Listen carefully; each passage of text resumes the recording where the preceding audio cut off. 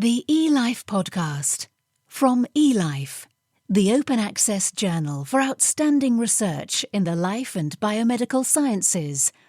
Online at elifesciences.org. Hello, this is episode 94 of eLife's podcast. I'm Chris Smith from The Naked Scientists. Coming up, how ants navigate by moonlight, why men might be more prone to getting hangry, and a new test to spot women at risk of preterm labour.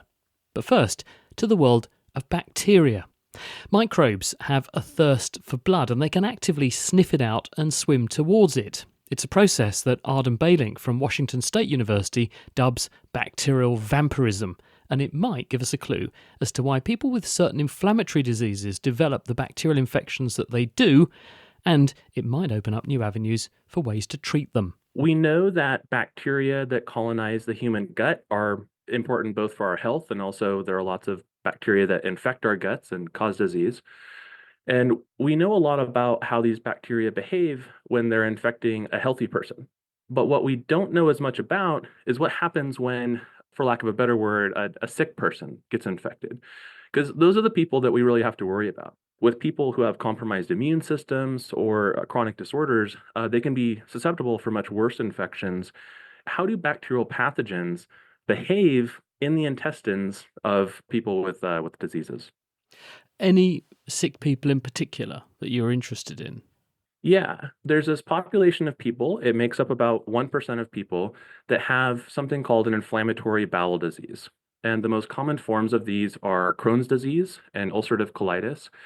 And in these diseases, people have inflammation of their intestines that last decades, and also ulcerations, basically intestinal bleeding. Not only that, these individuals are also very susceptible to lethal bacterial infections. And what do you suspect is driving that relationship? How do you think the bacteria are sensing that something's amiss and therefore that they have an opportunity afforded to them by the presence of that disease? So that question is actually what brought us to perform this actual study. So bacteria, a lot of people have seen a video of bacteria swimming around. Bacteria actually don't swim around aimlessly. They have a built-in navigation system where it's effectively a sense of smell. So they smell chemicals in their environment, and that's how they know where to find nutrients, how to avoid toxic conditions. And so we wondered if there might be something different about the intestinal environment within diseased patients that these bacteria are drawn to that could be mediating these bloodstream infections. So what did you do? Kind of mimic what goes on in the diseased intestine to see if you could sort of flush out what it was that the bacteria are effectively sniffing out? Yeah, exactly. And so in this case, because it was the first study looking at this question, we actually made a model in the lab at a microscopic level that simulated intestinal bleeding. We took a very small glass capillary and we injected human serum, the liquid part of blood. And then what we could do is we could couple that with a microscope and actually watch in real time to see how these bacterial pathogens responded to that source of human serum. And is your hypothesis that if they are drawn to it, like bees around a honeypot, I suppose, that there must be something about what's in there, the chemical cocktail that's in that serum, that pulls in the bugs? Right. Yeah, and that's actually what we saw. Within 10 seconds, the bacterial pathogens are actually swimming towards that site of human serum. And our thought was, well, there must be something in that blood serum that the bacteria like that is beneficial to them. That brought us to the next stage of the study, which was, well, what is that component, that part of human blood serum that these bacteria are seeking out? And through a lot of experiments that we did, we were able to hone in on this amino acid called serine. And serine is one of the most important food that bacteria can encounter. And they actually have a specialized system to be able to detect serine in their environment. And so what we ended up finding was that this serine in your blood seems to be an attractant for these bacteria, and not only an attractant, but they use it as food. And do you know how they taste it, how they're detecting it so they can respond in the way that you've identified? Yeah, this navigation system that bacteria have that I mentioned earlier, it's something called chemotaxis. And in chemotaxis, there are these specialized protein receptors. And each of these protein receptors can sense certain molecules in the environment. And it turns out that a lot of the bacteria that are involved in bloodstream infections that we were looking at actually have a specialized chemoreceptor protein that detects and binds the amino acid serine. That's exciting. So the obvious question off the back of that then is, if you knock out that effect or that receptor, can you block the effect? And could we therefore exploit something like that medically to basically blind the bacteria to their food source? That exactly is one of the long-term goals of this work. We think that this interaction seems to be very important for mediating the pathogen's attraction towards blood serum. And we also think that there are some other receptors involved. And so maybe kind of the best version of this future drug could be a drug that actually blocks multiple receptors of this pathway. But certainly that could be something that could be therapeutic for patients with inflammatory bowel diseases. So in essence, these bacteria are actually really vampires, aren't they? They're sort of homing in via these receptors they've evolved to track down our blood and then feast off it. That was our thought as well, so we see that these pathogens are attracted to blood serum and they eat it. They use it as food. That's why we actually coined this new type of pathogenesis strategy called bacterial vampirism. And one thing that was really interesting about this work is that a few weeks after it was published, I actually was contacted by a number of patients with cases where, after they had read the paper that we had published, they actually thought that they have experienced something like this. And so we're kind of still sorting through that data and trying to make sense of it. But the insight into this new pathogenesis strategy might actually have some traction for some certain types of infections that these patients have been experiencing. Arden Bailink there on bacterial vampirism and how bugs have a taste for blood. Finding your way around is a critical survival skill, especially for social insects like ants, which forage away from their nests over very long distances. But they also have to find their way home afterwards, of course. Now, some ants do this by laying down chemical breadcrumb trails, while others count their steps in any direction and also rely on visual cues, making mental images of the landscape to guide them. But now, Cody Freese from Sydney's Macquarie University has uncovered another ant navigation tool, which works even at night. They can see the polarisation of sun and moonlight, which gives them a directional reference to follow. Most of what we work on is ants that are active during the day. And what you find is that there's also quite a number of species that, due to things like predation or some desert ant species where it's way too hot during the day, such as in Phoenix, Arizona, where it's 45 degrees, will shift their activity into the night. And we wanted to know, well, these ants are still really good at being able to get to goal locations, such as back to the nest with food. How do they do that when there's really no light levels or anything in the sky that should be able to guide them? Ants use a range of different ways to navigate, though, don't they? We've had papers charting how they use pheromones and lay down trails. Also, a few years back, people realised they were counting their steps in some cases. And by extending the length of an ant's leg, you could make it walk too far, for example. So they're obviously counting. So where does visual guidance fit in then? A lot of ants don't use pheromone trails for a number of different reasons. The step counter forms part of what's called path integration. So you can count your steps, but if you don't know what direction you're going, that doesn't really give you very good information. And funny enough, that's what this sky compass is for. It's the directional component of that estimate. So if you're counting your steps going one way underneath the sky and then counting your steps going another way, that integrates into what we call a vector. But ultimately, what that is just an estimate of how far you've traveled and in what direction away from the nest. And the key thing, of course, is you've got to know the direction. Yeah. So that's what the celestial compass or sky compass can give the ant while it's counting its steps. You're calling this the sky compass. What does that involve? Is this stars? Is it moonlight? So we don't know of ants using stars, but mostly it's the sun. So the sun or the moon creates a pattern across the sky through what we call polarized light. And polarized light occurs as light enters the atmosphere. It becomes linearized, where it's only in one single direction. Think of it as just the light wave going up and down.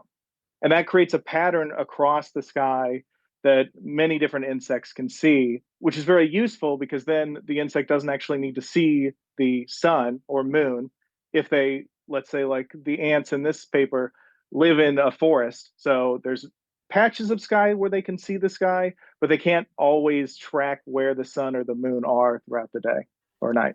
And presumably also if it's cloudy, which might obscure the disk of the sun or the moon itself, the polarized light is still going to penetrate. So they're still going to see that signature. Yeah, so when the sun is obscured by canopy or when it's even below the horizon, that pattern is persistent. It changes as the sun or the moon moves, but it's still visible throughout the night, which is very useful and makes it a very stable cue for these ants in order to continually be able to navigate because they go out during twilight, so right after sunset, and they could stay out for 12 hours before they come in overnight. So what convinced you that they are using this cue? How did you prove that it is the orientation of the polarization of the light coming from the moon, in this instance, that is driving this? What happens when the sun or the moon, when they get near the horizon, the polarized light pattern in the sky is kind of concentric circles. So think bigger circles out from the body itself. And so when it's below the horizon, you get this very clear and very strong polarization pattern that's north and south. And thus you can take a linear polarizer. So think of sunglasses that kind of make it to where when the sun is in the top of the sky, there's not a whole lot of light passing through from the horizon. It's the same thing when the sun is near the horizon. The top of the sky has the most polarized light. So what we can do is take a big 30 centimeter wide polar filter, place it over the ant, and orient that in different ways. And what we hope to see and what we see is that the ant will update their heading based on the rotation that we create in the overhead pattern. Got you. So you're saying you study ants that have left their nest and got a fix, a bearing on the sky based on the polarization pattern when they left the nest. You then fool them by rotating that light with a filter. And if they are genuinely following that polarization orientation, they'll go in the wrong direction. Is that what you saw?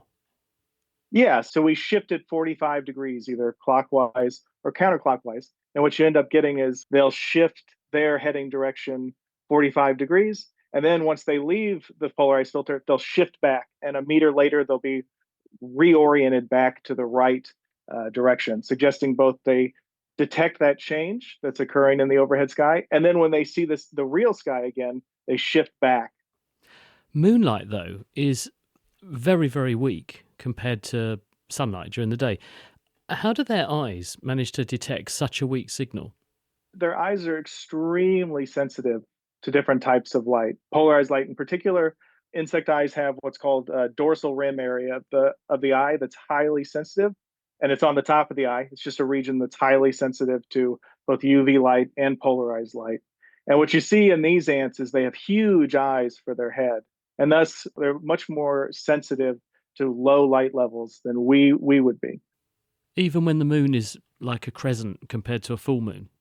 Yeah, so that was something that was a little bit unexpected. What we assumed is that there would be a clear minimal where the moon was no longer very useful. But even when there's 25% of the moon that is projecting this pattern, they're still able to detect it and use it in order to orient. And what about when there's a new moon? In other words, there is no moon in the sky at night, it's visible in the day. What do they do then? So then it's important to know that this isn't the only cue they're using. They're also really good at memorizing images of the surrounding trees. So when there's no celestial compass, they've really got to fall back on the visual cues of the what we call the panorama. And they take these snapshots of views in different orientations. And then they're able to compare a memory of the panorama on the route and their current one in order to orient. Given that they're going to be inherently at greater danger at that time because they've lost one of their main navigational devices. It's like me going for a drive without my GPS these days. I'm more likely to get lost. Do they compensate by fewer of them foraging or not foraging as far when they're in that phase of the moon? Yeah, so you get a difference of about 25% more individuals go out on nights where the moon is visible versus on new moon nights. Foragers still do leave and come home without the moon, but they're much slower as well. So clearly they're pausing and trying to collect light when there's no moon, and they're much faster coming home when there's a clear signal from the moon when it's near full. Isn't that amazing? Cody Freese there. You're listening to eLife's podcast with me, Chris Smith. Still to come, the inflammatory signals that are a giveaway for a pending preterm labour. But first, men and women respond differently to severe calorie restriction. Men sacrifice fat to preserve muscle mass, while women do the opposite. They surrender their muscle bulk to maintain their fat mass. So how does the brain respond in the two sexes, and does it differ? Well, that was the question that Edinburgh University's Nathalie Rochefort set out to answer in mice, and she's found that the answer is very intriguing indeed. Male mice, as they shed fat, also drop the levels of their fat signalling hormone, leptin, which in turn signals to the brain to enter into an energy-saving state, which functionally detunes at least some elements of cognition. Females, on the other hand, which preserve their fat, and hence their leptin levels, don't suffer the same fate. It's known that in times of food scarcity, males and female bodies react differently in the peripheral tissues. So, for example, females will tend to lose muscles and bone mass, while they tend to be more resilient in losing fat mass. It's also known that females are more likely to suppress energy-costly reproductive functions to save energy. So these differences in peripheral tissues had been well documented, and we wanted to know whether the brain would contribute to these energy-saving mechanisms. Because the sort of dogma when it comes to the brain and the central nervous system is that we preserve that in terms of blood flow and everything else against all odds. So are you about to tell me that that is not the case then? Well, the brain consumes a lot of energy. Despite the fact that it represents only 2% of our body mass, the brain consumes 20% of our calorie intake. What is known also is during evolution and in different species, the availability of food can differ very substantially between, for example, winter or spring, or also just in times of food scarcity. And so we were interested in how the brain can adapt its function depending on the energy availability. An analogy is, for example, the phone. So when there is less power, it can go in a low power mode and it could still function, but maybe the phone would use less energy and would function maybe a bit less well. How did you do this then? So we use different techniques to image energy consumption in the brain using fluorescent markers to know whether there was a difference in energy consumption between male mice and female mice that were fed normally, and between male mice and female mice that were food restricted from 2 to 3 weeks. These mice that were food restricted lost 15% of their body weight. It's quite substantial. So this is an animal model of a long-term, quite drastic food restriction corresponding to this 15% body weight loss. And when they're in that almost starving state, do you see the peripheral tissues, muscles and so on, responding accordingly as you would expect in both the males and the females, along the lines you were mentioning, where there's relative preservation of the fat in the females, relative preservation of the males' muscles? Yes. What we tested directly was a hormone, the leptin hormone, that is secreted by fat mass. So when an animal is food restricted, lose fat mass, the level of leptin is decreasing. And what we saw, consistent with the literature, was that the females tend to keep their fat. So they lose weight, but this weight loss is not due to the fat loss, but more due to muscle loss. And why is it important? Because in our previous publication, we show that the leptin was a key hormone to tell the brain whether it should be in a high power mode or a low power mode. So if a male mouse is food restricted, lose weight, lose fat, decrease of leptin levels, then the brain enters a low power mode. The cells will use less energy and will function a bit less well. If you give leptin to the animal, the brain goes back to a high power mode. What happens in the females is that this hormone level, it stays high because the females keep their fat mass. So the females do not enter the low power mode.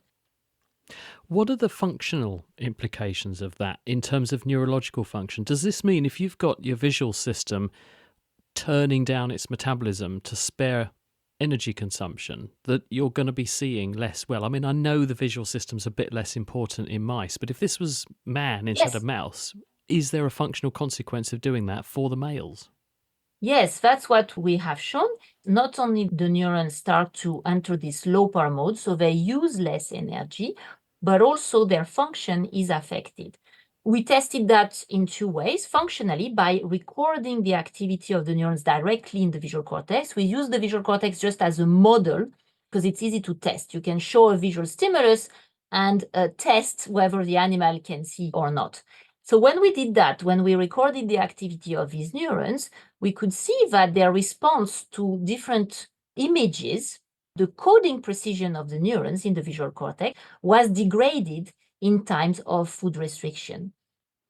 Do you think that the visual cortex is representative of what's going on in the brain in general? Because obviously the visual cortex, certainly in a visual species like us, has a huge blood supply and a huge metabolic demand. If you were to look at another bit of the brain, say, I don't know, the frontal cortex, for example, would you see the same thing? Do you think this is going to cause a global impairment of the male brain in starvation, or is it going to be limited and restricted to certain neurological domains and functions? We do not think that this is specific to the visual cortex. We haven't tested other areas. It could well be that some areas are more protected, let's say, or prioritized during times of decreased energy availability. What we saw in females was that the energy consumption, the function of the neurons, the expression of different proteins were not affected during food restriction as much as in males. Does this mean that males are more prone to get hangry? Well, maybe. It does mean male and female bodies do react differently to food restriction and that the brain is not an exception. So there are many consequences or many impact of this study. One is really to insist that the cortex contribute to sex-specific energy-saving adaptations in response to food restriction, and that it should really be considered in studies manipulating the diet or assessing neuronal functions following different types of diets or restriction. It should really be tested both in males and females, keeping in mind that it's likely to induce different mechanisms. Now that genuinely is food for thought, isn't it? At least if you're a male. Natalie Rochefort there. Babies born prematurely, in other words before 37 weeks gestation, are at an increased risk from complications which can include infections, neurodevelopmental problems, low birth weight and breathing difficulties. The impacts can be mitigated with suitable forward planning and interventions. For instance, sometimes preterm labour can be arrested to allow the baby to grow for longer or to buy time while drugs that can mature the respiratory system take effect, for instance. The issue, though, is knowing who is likely to be affected. All too often, women present already in the throes of labour, and an elective process ends up becoming an emergency. Seeking to solve this with a screening test that can pick up women at risk is what motivates Nadi Gomez-Lopez at Washington University. She's found that preterm labour seems to be linked to a heightened inflammatory state in the genital tract, and this might be one way to solve the problem. How can we identify a woman who eventually will deliver preterm is because she presents with symptoms of labor, and that may be too late. And those women end delivering preterm in several days after they have this episode of labor. So what we wanted to do is measure a marker in the vagina during early pregnancy that will allow us to identify these women and what type of preterm baby, because there are many different types of preterm births. What fraction of pregnancies have this problem of preterm labour? In Michigan, where we conducted the study, the rate of preterm birth could be up to 15%. Nationally, 1 of every 10 babies born premature in the United States. And what do we do at the moment to spot people who might be at risk? Do we take, for instance, a past history of this happening to someone as a risk factor? Are there ways when we can sort of profile people, or are we not very good at picking this up? Well, right now we have limited strategies. One of them is the history. That's a factor that will increase the chances of this woman to have another preterm baby. The other one is measure the cervix utilizing an ultrasound system. A short cervix, which is defined as less than 25 millimeters, is a risk factor for delivering preterm.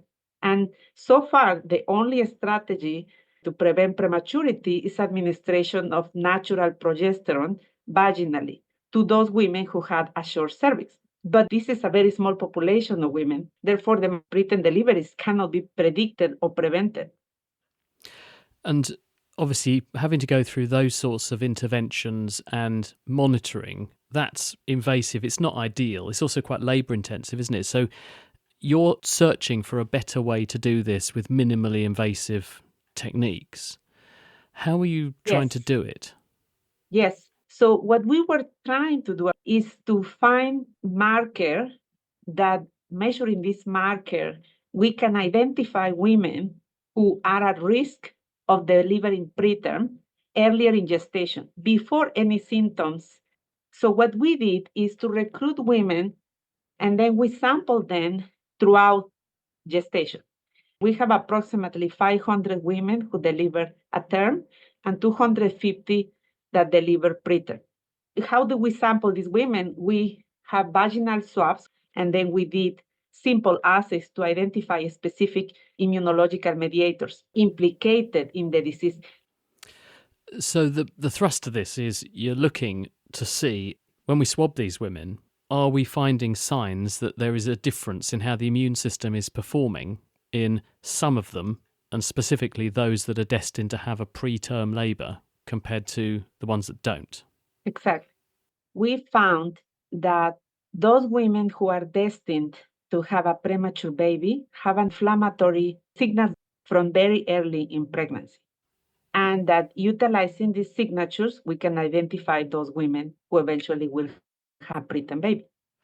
If you were to use this then as a screening tool in order to try to predict a person who is at risk of this happening to her, what's the sensitivity and specificity based on these immune markers that will happen to a woman?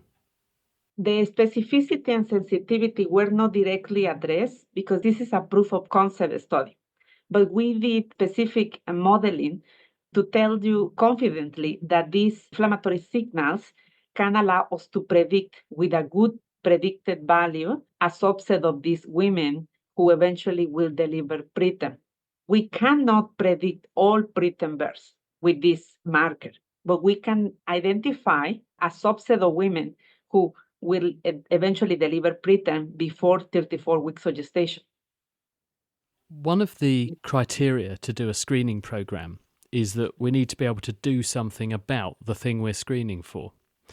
So knowing that this may happen to a woman, does that mean you can intervene meaningfully because you've got advance warning and stop that preterm labour happening?